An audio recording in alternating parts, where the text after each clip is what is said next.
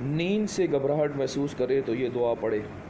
جناب عمرو بن شعیب اپنے والد سے وہ اپنے دادا سے روایت کرتے ہیں کہ رسول اللہ صلی اللہ علیہ وسلم نے ارشاد فرمایا، جب کوئی نیند سے گھبراہٹ یا ڈر محسوس کرے تو یہ دعا پڑھے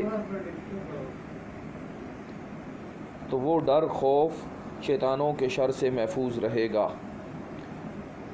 اعوذ بکلمات اللہ التامات من غضبہ وعقابہ وشر عبادہ ومن ہمزات الشیاطین وان یحضرون۔ اعوذ بکلمات اللہ التامات من غضبہ وعقابہ وشر عبادہ ومن ہمزات الشیاطین وان یحضرون۔ میں اللہ کے کامل کلمات کی پناہ میں آتا ہوں، اس کی ناراضی سے، اس کے عقاب سے،